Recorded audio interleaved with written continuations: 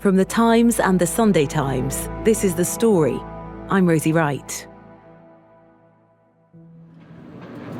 I'm in a busy square in the middle of Guadalajara, which is one of Mexico's biggest cities. And it's almost sunset. There's families walking around, people selling food on the streets. But just a few days ago, it was completely empty. Louise Callaghan is the Americas correspondent for the Sunday Times. She was in Mexico last week when the news broke that the military had killed a major drug lord. El Mencho was the leader of the Jalisco New Generation cartel. He was shot in a dawn raid and died from his injuries. The reaction from his cartel has been immediate and violent. We saw men with masks on, guns in their hands, stopping vehicles, pulling them out of their vehicles, and then lighting those vehicles on fire. Now, violence seems to have calmed down, but things aren't back to normal. The people I've interviewed here in the last week say that there's a lot of fears of more violence now. The Mexican state's been locked in this power struggle with drug cartels for decades now. It's involved some really pretty extreme violence. Just to warn you, we are going to detail some of that in this episode. But for the last 10 years, the authorities, literally as a strategy, called on young people to embrace hugs, not bullets. That campaign didn't work. So the killing of El Mencho marks a violent change in strategy.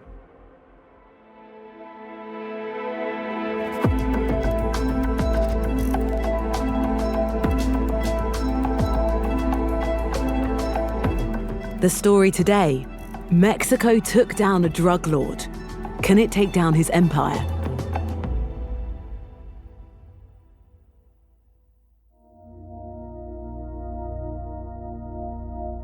Louise, you were in Mexico very recently. Just tell us what the kind of security situation is like right now. So at the moment, it's quite calm. When I left Guadalajara 2 days ago, things seemed to have gone back to normal. People were out shopping, they were eating at restaurants, and the city, which had been a ghost town a week before, seemingly had just gone back to normal. That's not to say that's going to remain that way.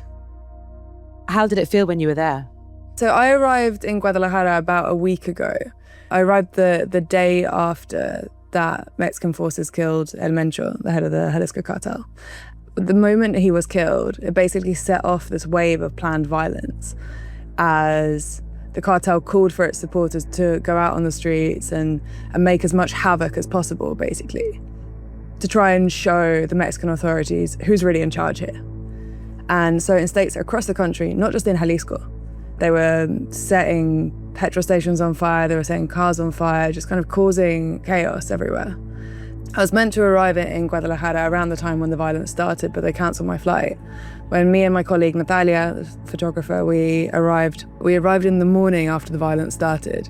And Guadalajara, I mean, it's Mexico's second biggest city. It's a huge economic hub. It was just completely kind of shut down. It was dead. Our driver was really nervous about coming to pick us up, but he went and did it anyway. And as we were driving through the city, then there were just these like shells of burnt out cars everywhere. The cartel had used, they call them narco bloqueos, like they block off the streets by parking cars in the middle of the street, or pulling drivers out of cars and stopping them in the street and setting them on fire. Petrol stations were burnt out, shops, and then so it was just broken glass everywhere that kind of crunched under your feet. It really, really smelled of burnt plastic. Were people frightened? Yeah, people were absolutely terrified. I mean, look, like the Jalisco cartel is famous all around the world for its brutality, but Guadalajara, which is the capital of Jalisco state, is actually usually quite safe. I mean, on the outskirts there might be shootings between gangs and police, but generally speaking, because it's such a big city, then it's kind of protected from the worst of the violence. So a lot of the people who are watching their city, essentially being taken over by supporters of the narcos. I mean, this is not something normal for them. This is not something that happens every day. And it was really just a way for the cartel to show their power. It would be really helpful for you to sort of explain sort of the character at the heart of this. Who is he? Introduce us to El Mencho. So El Mencho, his real name is Nemesio Ceguera Cervantes. And he's from the state of Michoacan, which is just south of Jalisco. And he grew up in poverty in Michoacan. He worked on an avocado farm for a while. Then he got into drug trafficking. He moved to the US, where he was a kind of petty drug dealer in San Francisco. He went to prison in the US for a while. Then he got deported, then became a cop in Mexico. Police officer, that is surprising.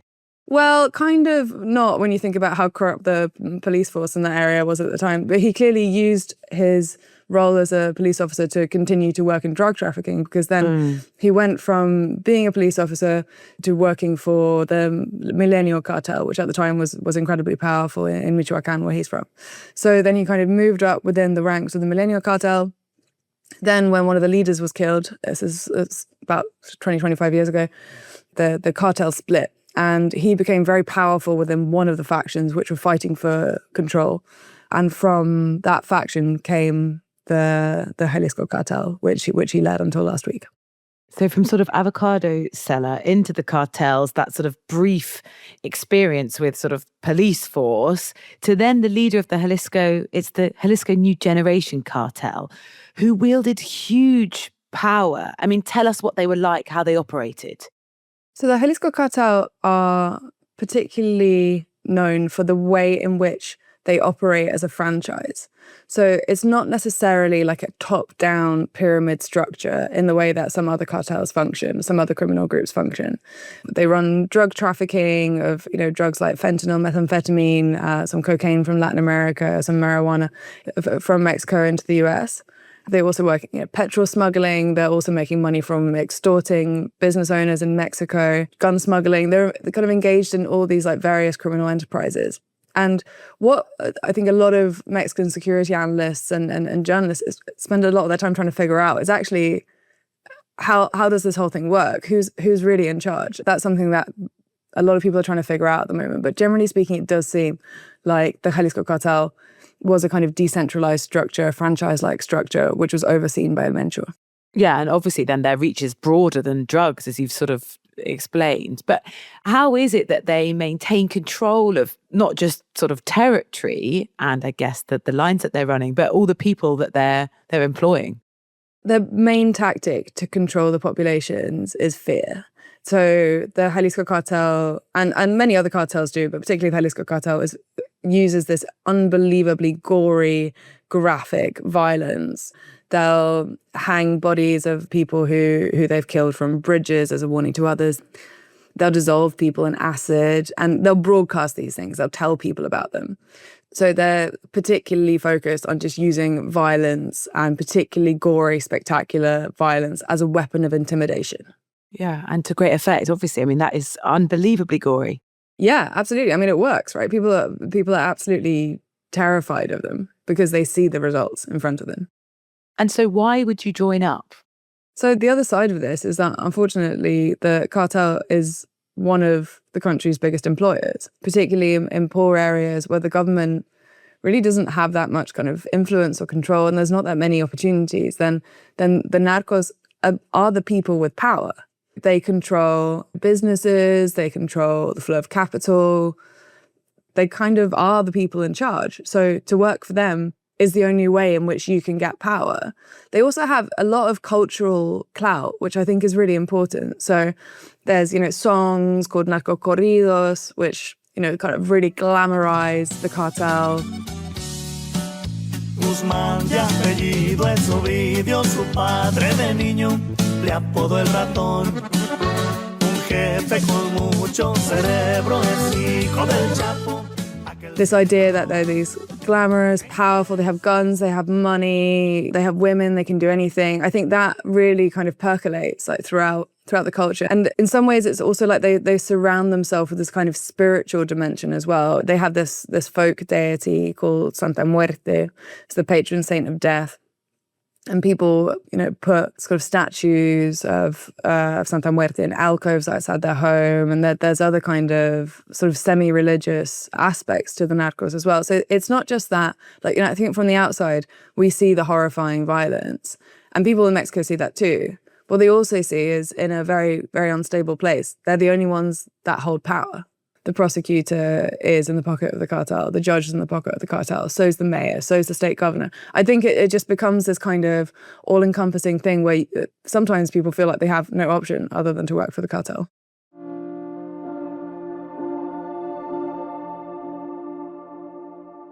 I know you've been speaking to people. I mean, some of the stories were unbearably beyond devastating. Can you sort of give us an introduction to what it is in reality when your family comes into contact with them? So I spoke particularly to this woman called Guadalupe Camarena, and she is 66 years old. She has 9 children, and 5 of them were taken by the narcos. 5. And so first she lost her daughter, Lucero, Ella es mi hija Lucero, who was 26 years old. 26 años, y me dejó 4 niños. And as far as her mum knew, Lucero was a model.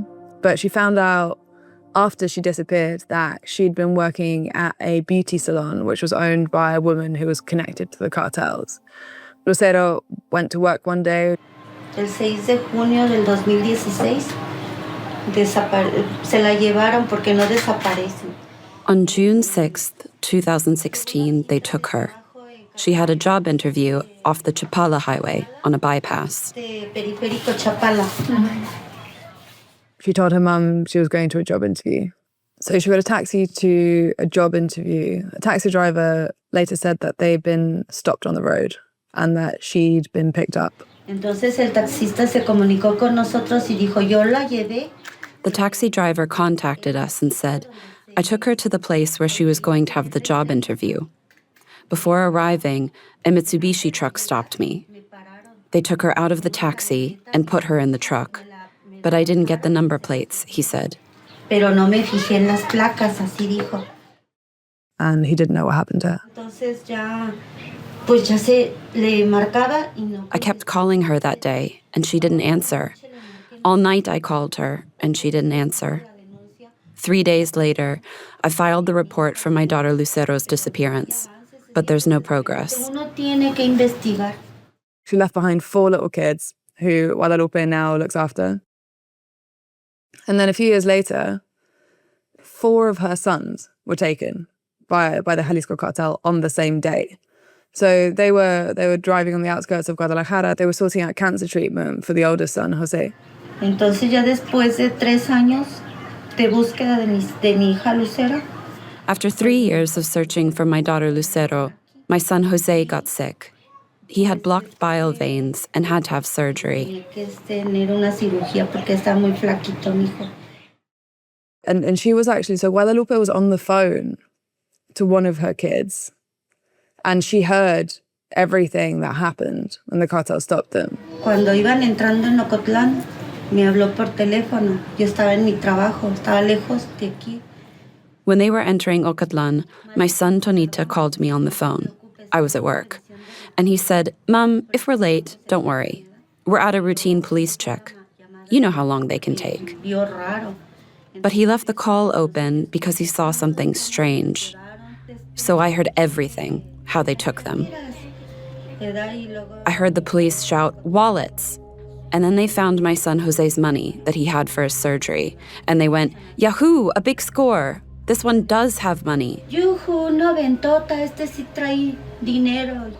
And then, to the ground, bastards. Jalisco New Generation Cartel. I said, my God, because I already knew how dangerous they were.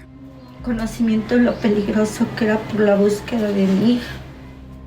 You know, it was these corrupt police officers who were in the pay of the cartel. And since then, she hasn't heard of them. I mean, there's so many of these parents have these stories where one day their kid's there and the next day they're gone and no one will help them. So Guadalupe and so many other parents of the disappeared, she's part of a collective called the Buscadores, which means the searchers. And they basically do everything that the Mexican state doesn't. They spend their days going through mass grave sites, of which there are so many in Mexico, and abandoned houses, anywhere that they've heard that the cartel has left their victims.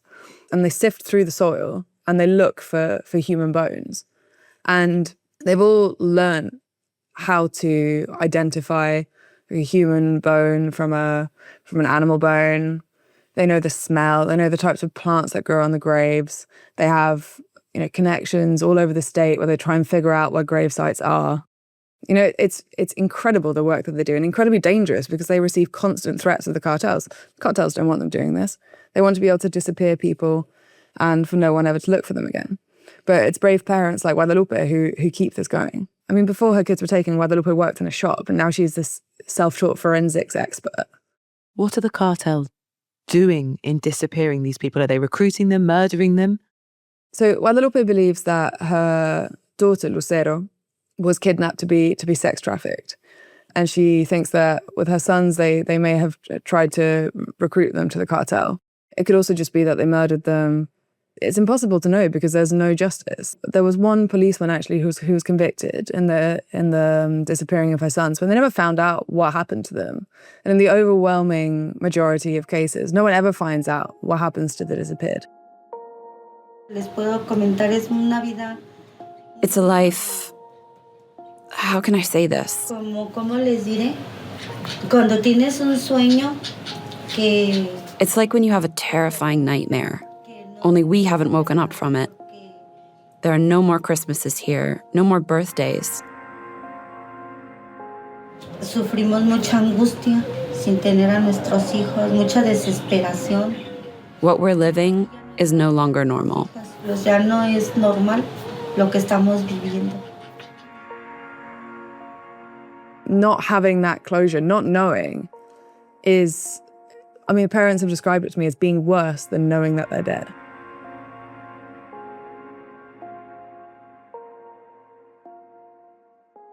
It is unbearable. And amidst that, you then have this effort from the Mexican government to take out the sort of kingpin at the top.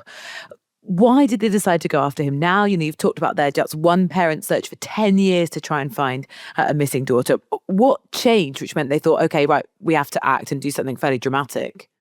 So Claudia Sheinbaum, the president, when I interviewed her just before she was elected in 2024, early 2024, she was not going to go to war with the cartels. I asked her, because if you're the Mexican president, you have a number of options. Do you go to war with them? And in that case, risk huge violence, instability, displacement? Or do you kind of pretend it's not happening, or try to create some kind of accord with them, get more jobs in rural areas so that people don't join the cartels? It's not easy. There's no good solutions, really. Then Donald Trump came to power and essentially said, look, I want you to go to war with the cartels. I want you to take out the kingpins. I want you to do this and that. If you don't, I'm going to bomb Mexico. We are going to start now hitting land with regard to the cartels. The cartels are running Mexico. It's very, very sad to watch and see what's happened to that country. I spoke to an officer in the Mexican Special Forces who said, look, this happened because of pressure from the US. So that's a big part of the reason why he was killed now. It's because Donald Trump wanted him dead. They also didn't, they've also said that the Mexican government has also said that they didn't necessarily intend to kill him, but to capture and arrest him. We don't know whether that's true. But either way, it did turn into a gun battle where narcos were firing on Mexican forces, and he was mortally wounded in the shootout.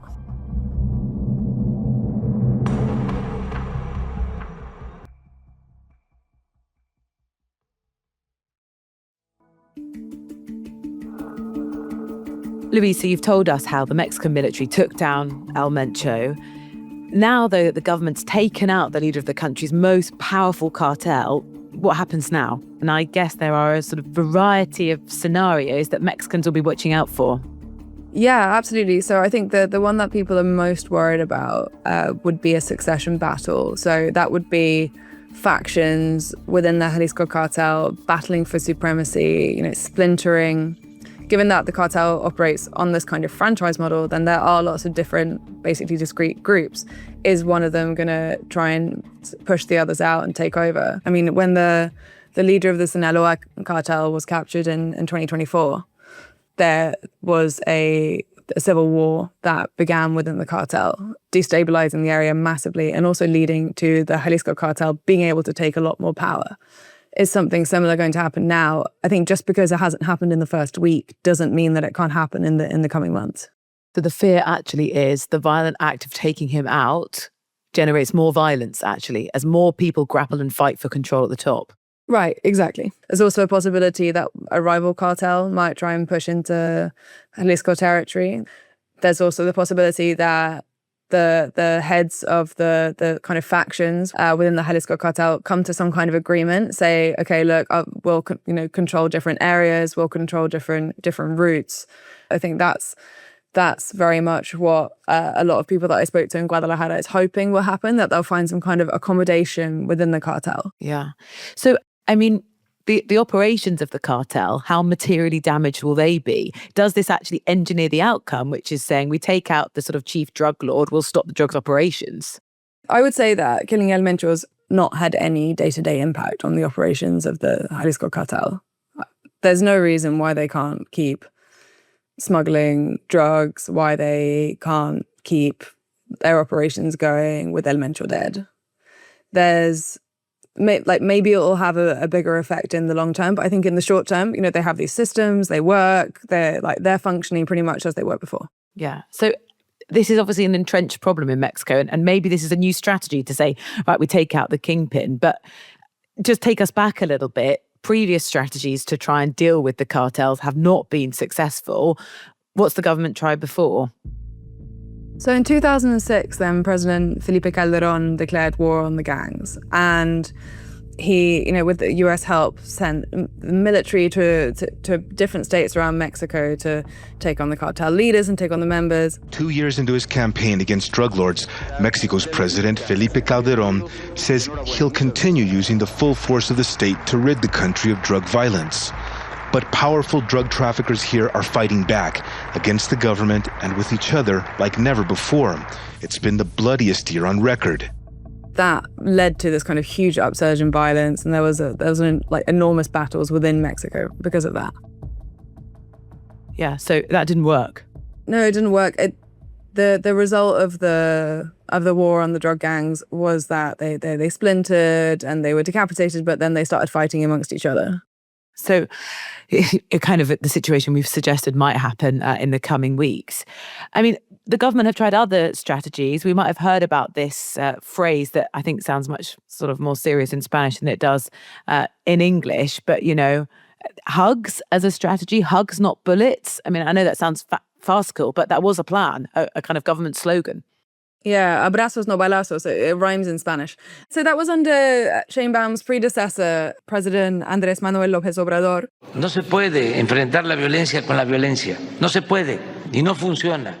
And she very much saw herself as his successor. She was essentially going to carry that on. I mean, the slogan sounds silly, but what they meant was, we're going to change the conditions in poor, disadvantaged parts of Mexico to stop people joining the cartel. So, create rural employment, also improve the judiciary and try and, decrease corruption. But I mean, AMLO, as he was known, he also did take out some cartel kingpins. It's not like he was only doing social outreach programs. But I mean, either way, it also didn't particularly work. Deaths also rose. It was heavily criticized for essentially allowing cartel networks to remain in place and corruption networks to remain in place. It does pose the question, Louise, which you've tried to pick at. Are the cartels simply too powerful? They are almost untouchable. Maybe not the individuals, but the structure themselves. Right. Well, I think that's clearly the message that Sheinbaum and Trump, who's pressuring her to do this, is trying to send. If you can kill El Mencho, then no one's safe. When I was in contact with this special forces officer in the Mexican Armed Forces, I was asking him, well, look, I mean, why are they doing this? What's the thinking? Why did they take out El Mencho that surely everyone's seen before? They just splinter and then they fight amongst themselves. And he said, yeah, actually that is the goal, because of the two options, that's the least bad one. The idea is, to divide them so they fight amongst themselves, and that way they become kind of negligent. So yes, there's more violence, but it's also when they're at their weakest. Ultimately, the impact this is born on is Mexicans. Yeah, absolutely. I mean, look, the fact that there are so many missing people in Mexico. There's over 130,000 missing people in Mexico. Just tells you everything that you need to know about the effect of the rule of the cartels and the effect that they have on society. I mean, it's just an astronomical number of missing people, and so few of their relatives have any sense that they will any day face justice or that they'll understand what happened to their children. What do those families want in terms of sort of practical things? Do they have ideas of what they want to be done? Yeah, they want the government to try to find their missing children. And they're not doing that. The government fundamentally has not done that. They have consistently failed the families of the disappeared in that. We're talking about all of this and, a situation that's been going on for decades, as I think you've sort of helpfully highlighted. Mexico is going to come under far greater spotlight in the coming months, in part because they're going to be hosting many of the World Cup matches. To what extent do you think that might have sort of sharpened focus on, I mean, it sounds sort of indulgent from sort of a Western perspective, but to what extent has that put a deeper or sharper focus on the basic things like safety of people in Mexico? I don't think that it's just it's a silly thing to focus on at all. I think it's really, really important. Mexico is football mad. The people in Mexico are just as excited about the World Cup as anyone is in the UK. And for them, it's also incredibly important that it's safe during the World Cup. Everyone that I spoke to in Guadalajara was so excited for people to come and visit, and that's everyone from kids in poor areas to officials who are getting ready for it. People are really, really excited for the World Cup to come. I'm really embarrassed, I think, that this is happening.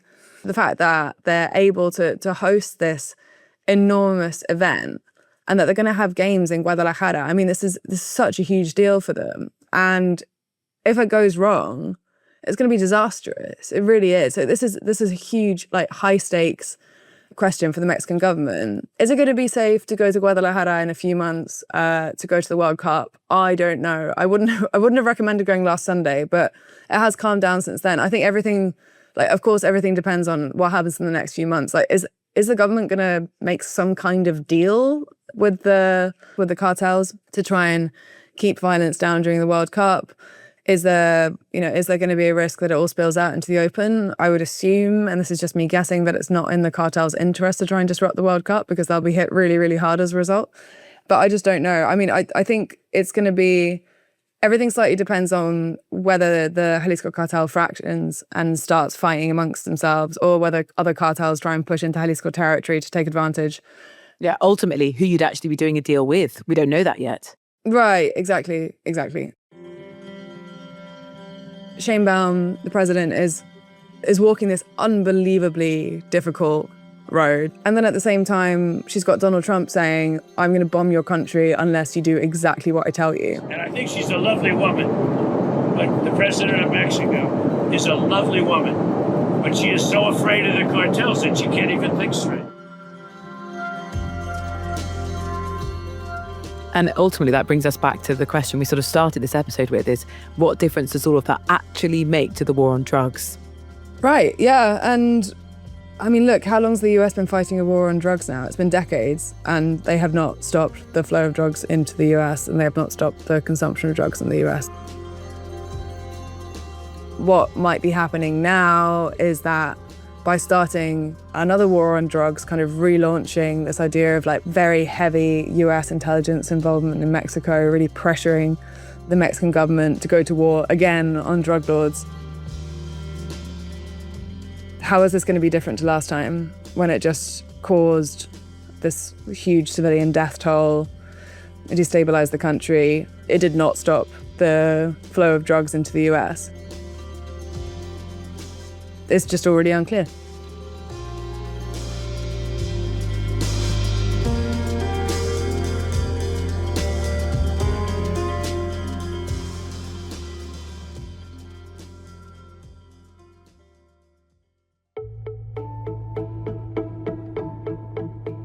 That was Louise Callaghan, America's correspondent for The Sunday Times.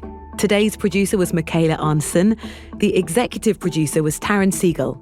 Sound design and theme composition were by Mal Lissetto. And I'm Rosie Wright. If you'd like to get in touch, please do. It's thestory@thetimes.com. Thanks for listening, and we'll be back tomorrow.